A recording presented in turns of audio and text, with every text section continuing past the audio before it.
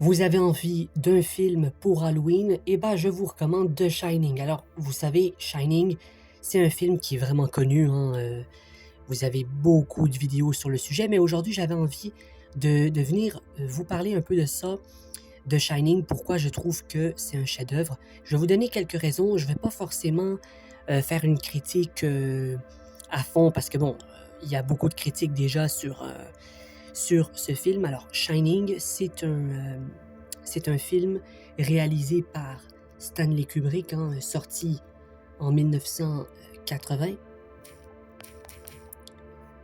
Sorti en 1980 par Stanley Kubrick. Hein, donc, voilà, c'est un réalisateur de renommée, surtout des années 80-90. Il a fait d'autres films. Hein, il a fait 2001, l'Odyssée de l'espace, par exemple.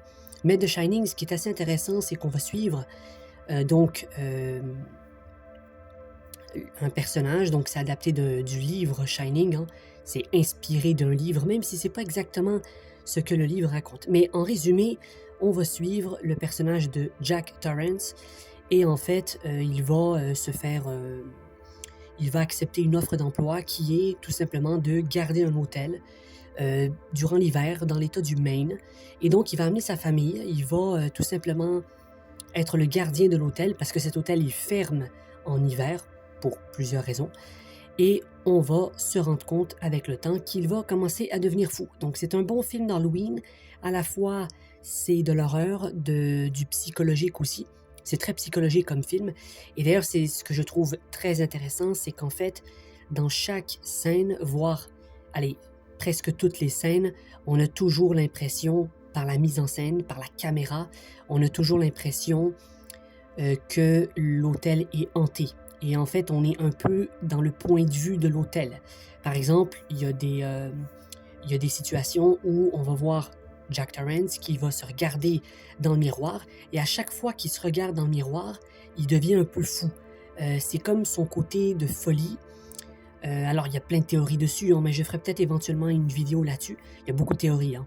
Mais c'est par exemple des éléments comme ça, vous allez avoir tout au long du film, hein, des moments où le personnage principal, il se regarde dans le miroir et on a l'impression qu'il vire fou, comme si l'hôtel était hanté et à travers le miroir, l'hôtel nous montrait son vrai portrait, c'est-à-dire une folie psychologique, quoi.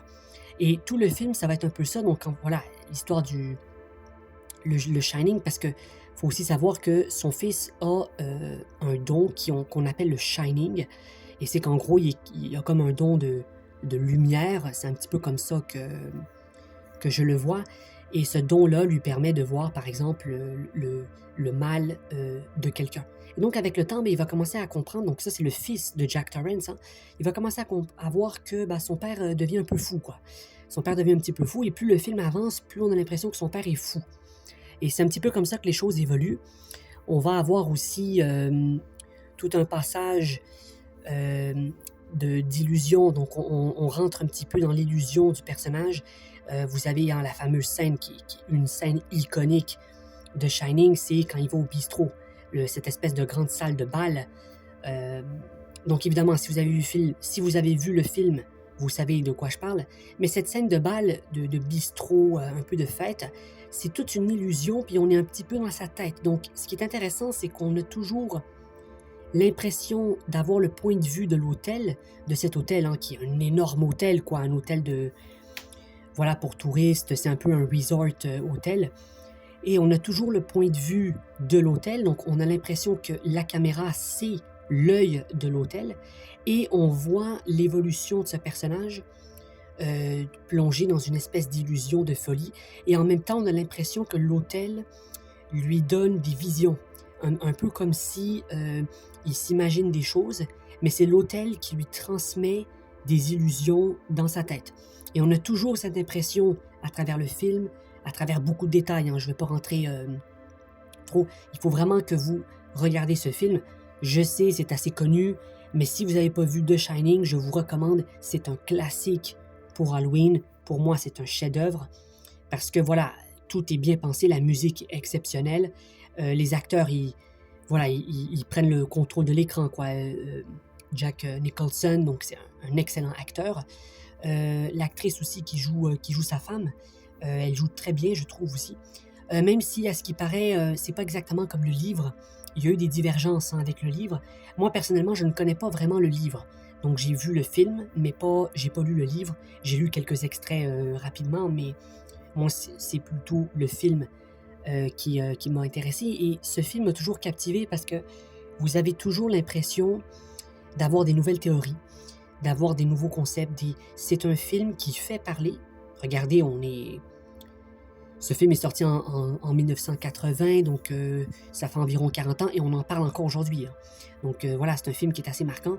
Et pour moi, c'est vraiment la psychologie d'un personnage, la folie d'un personnage, et on va à travers le scénario, à travers toutes les mises en scène, on va se rendre compte qu'en fait, le type devient de plus en plus fou, comme si l'hôtel le mangeait psychologiquement. Et on se rend compte qu'en fait, l'hôtel prend le contrôle de lui. Comme je disais tantôt, quand il se regarde dans le miroir, on voit le reflet de sa folie. Il y a une excellente scène aussi lorsqu'on le voit en train d'écrire. Parce qu'à un moment, il dit, voilà, il dit à sa femme qu'il écrit un nouveau livre, il faut que le temps passe un petit peu. Et en fait, ben, pendant tout le long, il n'écrivait pas un livre, il écrivait la même phrase à chaque fois. Et donc, en fait, on voit un petit peu la folie, hein. Il y a même les détails sonores. On sent le clavier de... Vous savez, les vieux, c'était pas un ordinateur, hein, mais c'était les machines pour écrire, là. Et on entend vraiment le détail du son de quand il clique sur la machine, le bouton. On a même l'impression qu'il fait un télégramme parfois, comme s'il écrivait un peu en langage codé. Et c'est super intéressant parce qu'on voit en même temps sa folie. Puis il y a un côté mystique. C'est un film qui est très mystique aussi. Comme je disais, bon, encore aujourd'hui, il y a des théories. Peut-être que je vous ferai une vidéo sur les théories. Mais écoutez, c'est pour toutes ces bonnes raisons que je trouve que c'est un chef-d'œuvre, une mise en scène exceptionnelle. Euh, la psychologie du personnage, je veux dire, vous avez l'impression d'être dans l'écran, quoi. C'est très mystique, très hanté à la fois. Ça joue beaucoup sur la psychologie. Je pense que le réalisateur, il voulait vraiment qu'on rentre dans une folie en regardant le film, hein. C'est un petit peu nous montrer à quel point on peut devenir fou. Et c'est vraiment ça, Shining, hein, c'est un film qui raconte la folie d'un personnage dans un hôtel hanté qui va prendre tranquillement possession de lui à travers des détails, plein de choses. Et c'est tout ça qui fait que pour moi, c'est un chef-d'œuvre, c'est un film qui est iconique. Dites-moi ce que vous en pensez. N'hésitez pas à vous abonner. Peut-être que je reviendrai pour une vidéo sur les théories. Mais voilà, pour moi, Shining, c'est très bien.